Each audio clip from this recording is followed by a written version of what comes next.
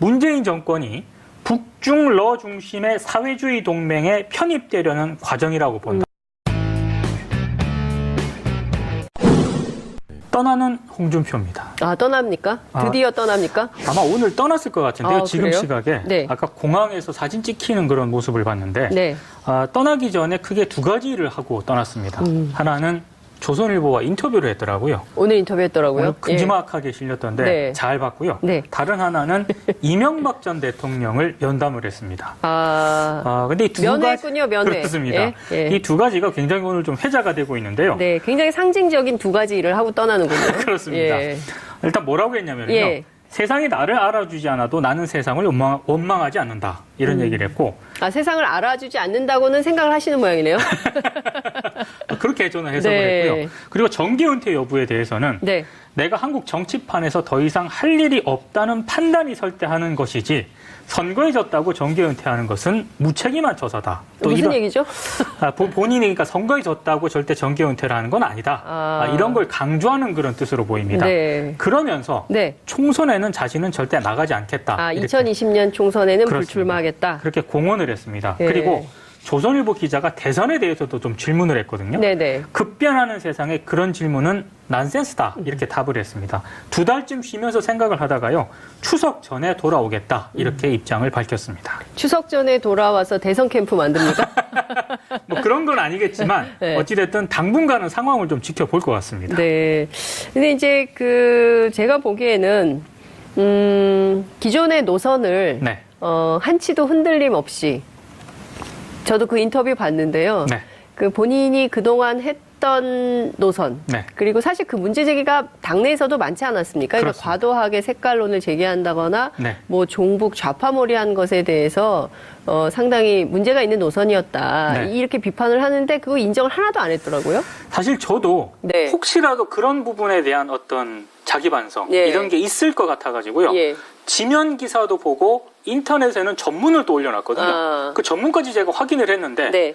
없었습니다.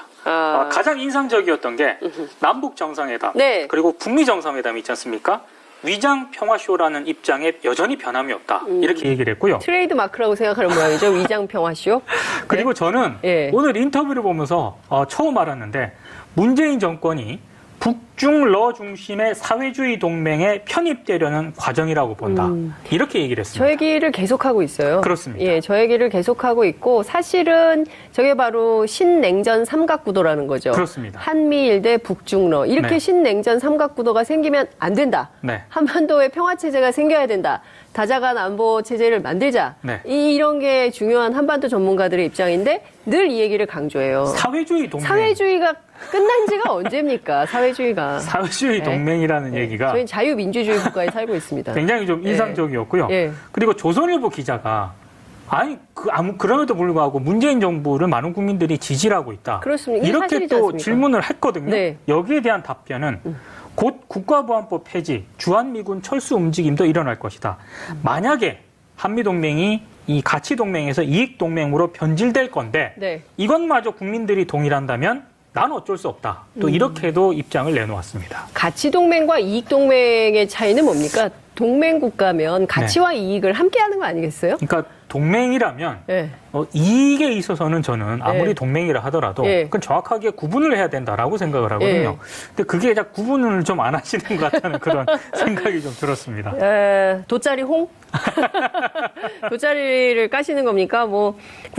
사실 국가보안법은 이미 사문화돼 있어요. 그렇죠. 7조 네. 2조 폐지는 계속 얘기가 되고 있지만 사실 대통령도 만나고 김정은 위원장 제가 보기에는 조만간 서울에 온다고 봅니다. 예, 그렇죠. 올 가능성이 높죠. 이런 평화정국에서 과거에 틀인 국가보안법 사실 유지할 필요도 없어요. 사실상 사문화돼 있기도 하고. 사실 국가보안법 기준에서 보면 북미 정상회담도 굉장히 문제가 그렇습니다. 많은 거죠. 네. 예. 그리고 주한미군 철수와 관련해서는 북한 당국도 주한미군에 대해서 큰 관심은 없다고 이미 얘기를 하고 그렇습니다. 있고 예. 역할과 지휘 변경은 어쩔 수가 없다. 만약에 종전선언이 되면 전쟁이 끝났는데 네. 지금 있던 연합사는 당연히 해체할 수밖에 그렇죠. 없는 것이고요. 네. 그리고 한미동맹에 따라서 주한미군 주둔의 문제는 소파 있습니다. 소파. 그렇습니다. 예, 그 주둔군 지휘 협정에 따라서 얼마든지 내용을 변경해야 돼요. 그렇습니다. 그걸 가지고 이렇게 얘기하는 것은 난센스? 난센스가 아니라 예. 여전히 홍준표 대표는 예.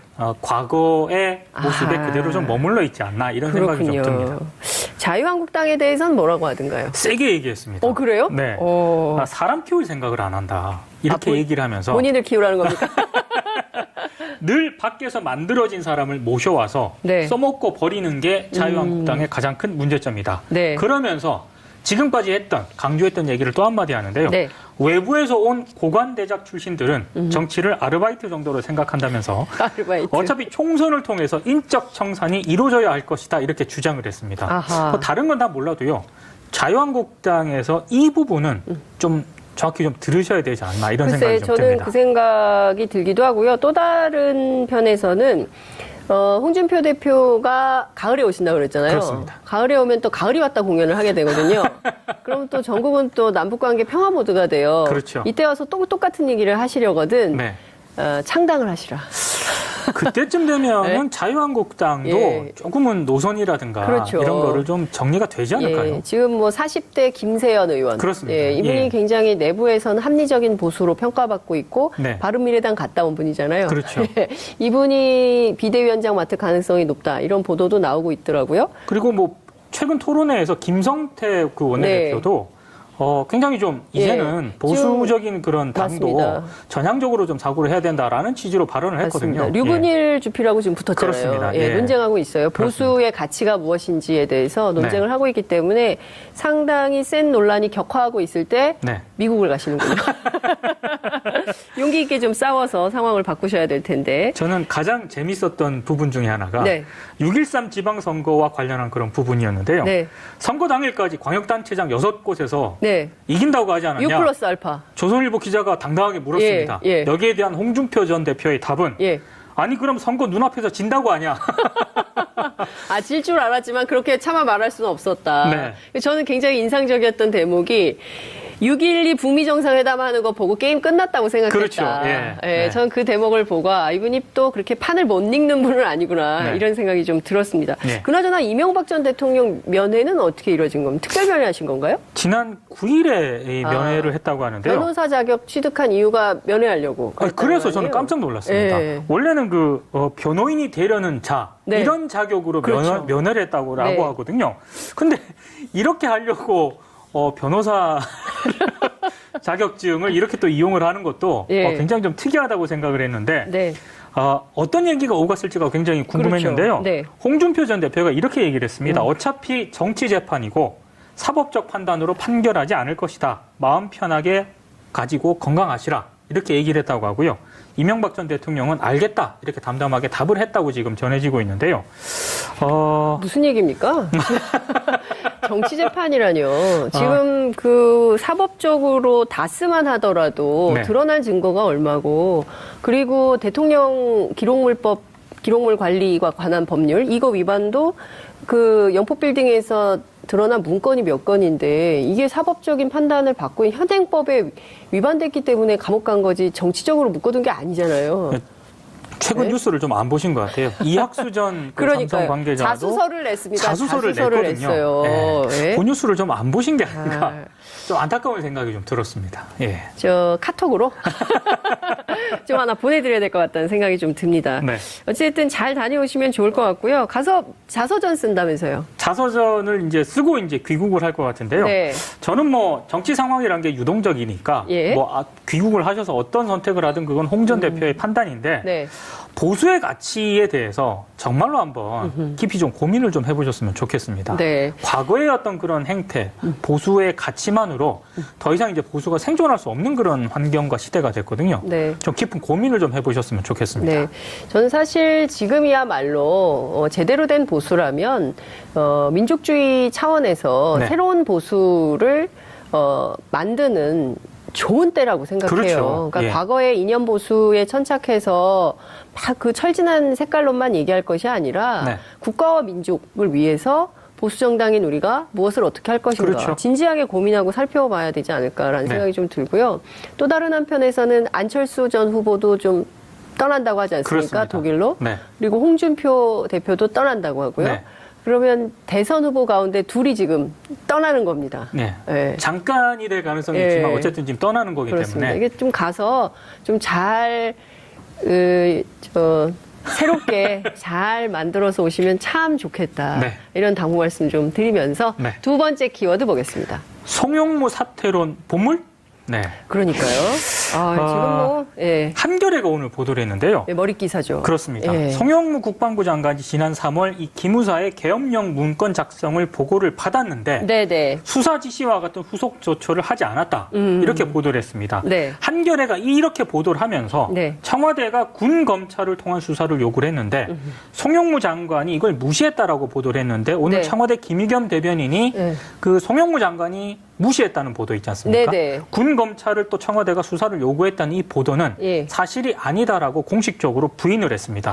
그러면 어떻게 되는 겁니까? 어찌됐든 지금 송영무 장관이 3월 달에 알고 있었던 사실을 네. 묵살했다는 게 한겨레 보도인데 네. 그 보도는 사실이 아니라고 청와대가 해명을 했으니 네. 그러면 사실이 어떤 건지 확인을 좀 해봐야 되겠네요. 지금 기자들 바쁠 것 같습니다. 굉장히 이거 확인하느라고. 바쁜데요. 예. 지금 분명하게 드러난 사실은 예. 일단 지난 3월에 송영무 국방부 장관한테 이게 인지가 됐다는 건 여기까지는 일단 확인이 된 것 같고요. 예. 다만 이거를 송영무 국방부 장관이 무시를 했느냐 예. 아니면 후속 조처를 전혀 하지 않았느냐 아하. 이거를 두고 지금 논란이 제기가 되고 있는데 네. 이거는 조금 확인을 해볼 부분인 것 같습니다. 중요한 것은 청와대가 최초로 이 계엄령과 관련된 계엄령 검토 문건을 보고받은 시점이 언제냐라고 네. 김의겸 대변인에게 물었을 때 칼로 두부 자르듯 딱 잘라 말할 수 없는 면이 있다. 그렇습니다. 어떤 면일까요? 그래서 사실관계에 회색지대 같은 부분이 있다고 할 수밖에 없다. 네. 어렵습니다. 그러니까 송영무 국방부 장관은 네. 3월에 인지를 한 건 분명한 것 같은데 예. 그럼 청와대는 언제 인지를 했느냐? 그렇죠. 여기에 대해서는 아직 청와대도 명확하게 입장을 내놓지 않고 있는데요. 네. 분명한 것은 네. 일단 국방부 관계자가 오늘 한겨레와 인터뷰를 잠깐 했었는데 네. 여기에 좀 단서가 있는 것 같습니다. 당시 그 송영무 국방부 장관이 보고를 받았을 때 네. 이걸 곧바로 공개하기보다는 기무사 개혁을 위한 판단 근거로 삼는 편이 낫겠다고 판단을 했다. 이렇게 이제 언급을 했거든요. 예, 예. 그러니까 당시 상황에서는 이건 추정이긴 합니다만 네.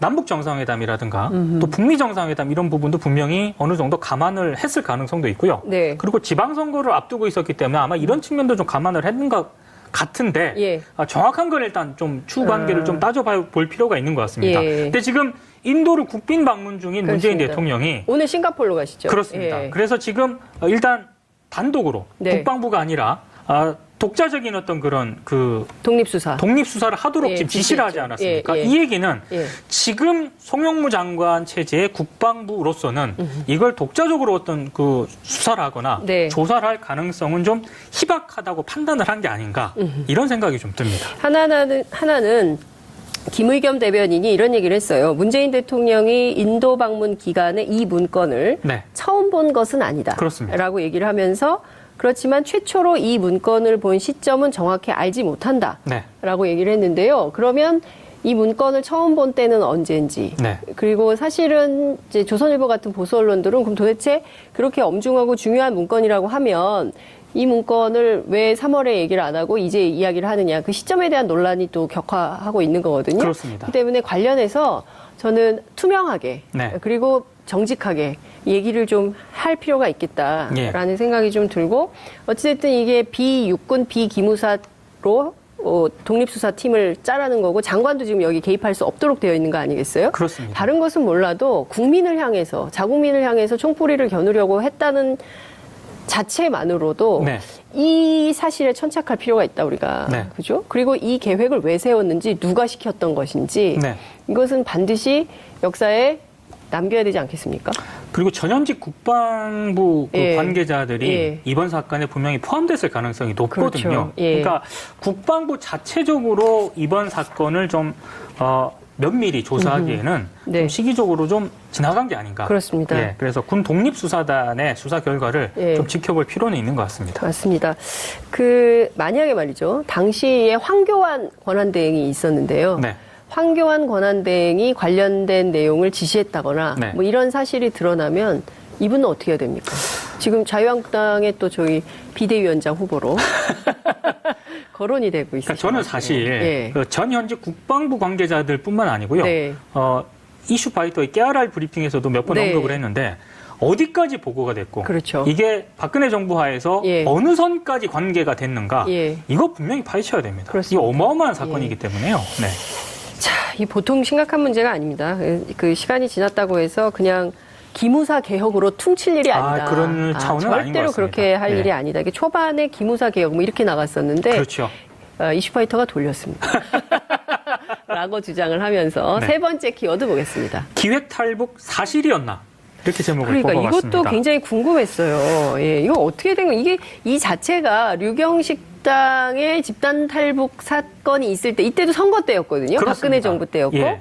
뭔가 이상하다. 그러니까 당시부터 기획 예, 탈북 의혹이 얘기가 제기가 있었습니다. 됐었는데 예. 유엔 북한 인권 특별 보고관이 당시 유경식당 종업원 가운데 일부를 네. 면담을 했거든요. 네. 그리고 어제 기자회견을 했는데 네. 유엔 특별 보고관이 이렇게 얘기를 합니다. 종업원 가운데 일부는 어디로 가는지 알지 못하고 한국으로 오게 됐다.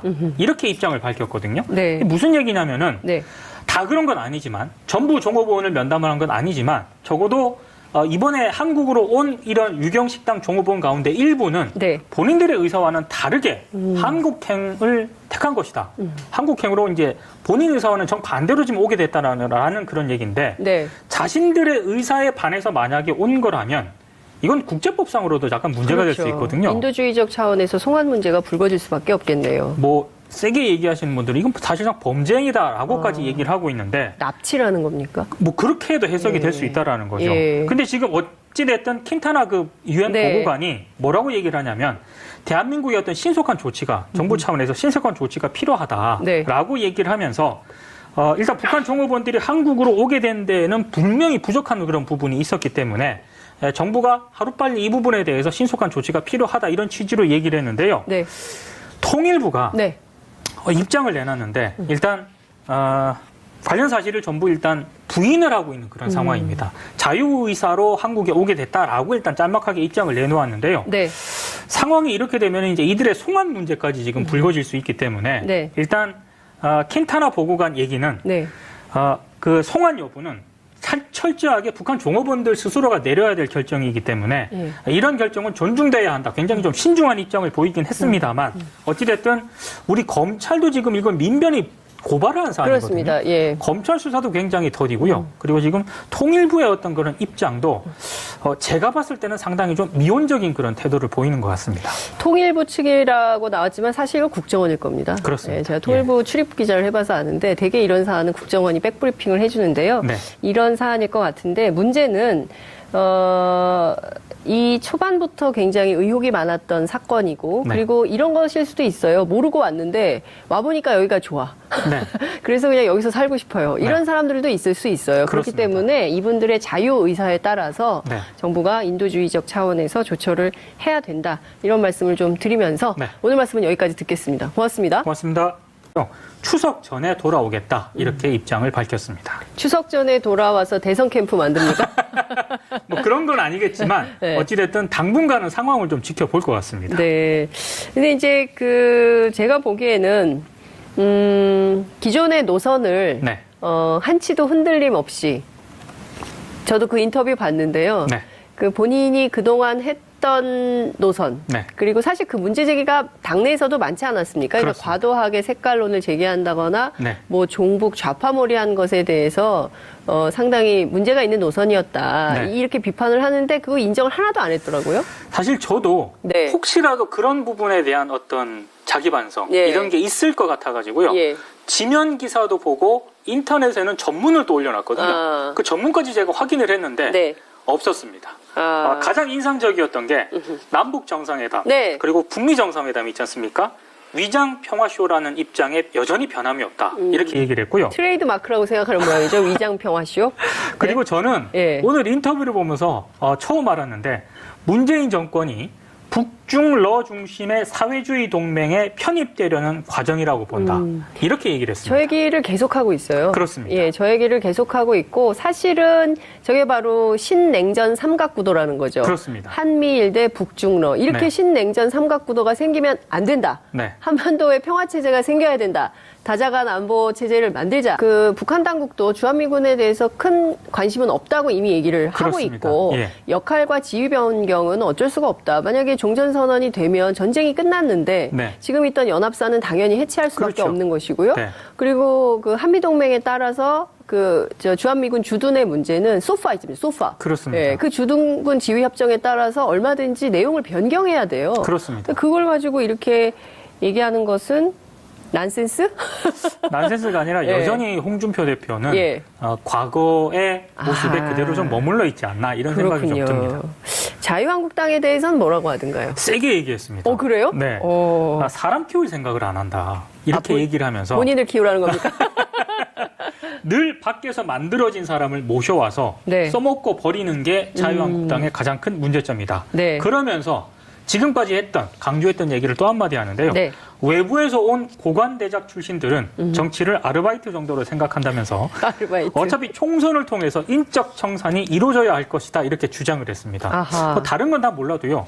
자유한국당에서 이 부분은 좀 정확히 좀 들으셔야 되지 않나 이런 생각이 좀 저는 듭니다. 그 생각이 들기도 하고요. 또 다른 편에서는 홍준표 대표가 가을에 오신다고 그랬잖아요. 그렇습니다. 가을에 오면 또 가을이 왔다 공연을 하게 되거든요.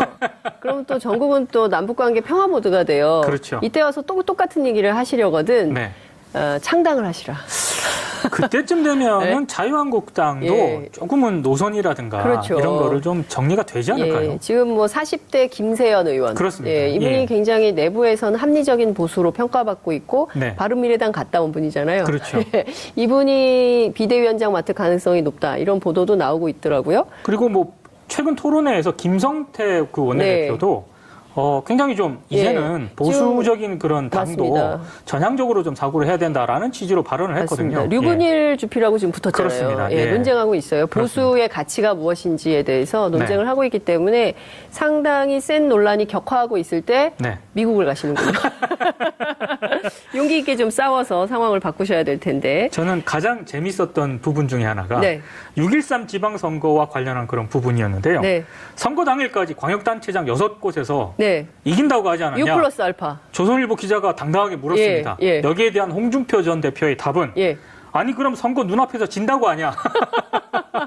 질 줄 알았지만 그렇게 차마 말할 수는 없었다. 네. 저는 굉장히 인상적이었던 대목이 6.12 북미 정상회담 하는 거 보고 게임 끝났다고 생각했다. 그렇죠. 예. 네. 저는 그 대목을 보고 이분이 또 그렇게 판을 못 읽는 분은 아니구나. 네. 이런 생각이 좀 들었습니다. 네. 그나저나 이명박 전 대통령 면회는 어떻게 이루어진 겁니까? 특별 면회하신 건가요? 지난 9일에 이 면회를 했다고 하는데요. 변호사 자격 취득한 이유가 면회하려고. 그래서 저는 깜짝 놀랐습니다. 예. 원래는 변호인이 되려는 자 네. 이런 자격으로 네. 이런 게 중요한 한반도 전문가들의 입장인데 늘 이 얘기를 강조해요. 사회주의 동맹. 사회주의가 끝난 지가 언제입니까? 사회주의가. 사회주의 네. 동맹이라는 얘기가 저희는 자유민주주의 국가에 살고 있습니다. 굉장히 좀 인상적이었고요. 예. 그리고 조선일보 기자가 그럼에도 불구하고 문재인 정부를 많은 국민들이 지지하고 있다. 그렇습니다. 이게 이렇게 사실이지 또 않습니까? 질문을 했거든요. 네. 여기에 대한 답변은 곧 국가보안법 폐지, 주한미군 철수 움직임도 일어날 것이다. 만약에 한미동맹이 이 가치동맹에서 이익동맹으로 변질될 건데 네. 이것마저 국민들이 동일한다면 난 어쩔 수 없다. 또 이렇게도 입장을 내놓았습니다. 가치동맹과 이익동맹의 차이는 뭡니까? 동맹국가면 가치와 이익을 함께하는 거 아니겠어요? 그러니까 동맹이라면 네. 이익에 있어서는 저는 아무리 네. 동맹이라 하더라도 네. 그건 정확하게 구분을 해야 된다라고 생각을 하거든요. 근데 그게 딱 구분을 좀 안 하시는 것 같다는 그런 생각이 좀 들었습니다. 돗자리 홍? 돗자리를 까시는 겁니까? 사실 국가보안법은 이미 사문화돼 있어요. 그렇죠. 7조 네. 2조 폐지는 계속 얘기가 되고 있지만 사실 대통령도 만나고 김정은 위원장 제가 보기에는 조만간 서울에 온다고 봅니다. 예, 그렇죠. 올 가능성이 높죠. 이런 평화정국에서 과거에 틀린 국가보안법 사실 유지할 필요도 없어요. 사실상 사문화돼 있기도 하고. 사실 국가보안법 기준에서 보면 북미 정상회담도 굉장히 문제가 많은 거죠. 그렇습니다. 네. 예. 그리고 주한미군 철수와 관련해서는 문재인 정권이 북중러 중심의 사회주의 동맹에 편입되려는 과정이라고 본다.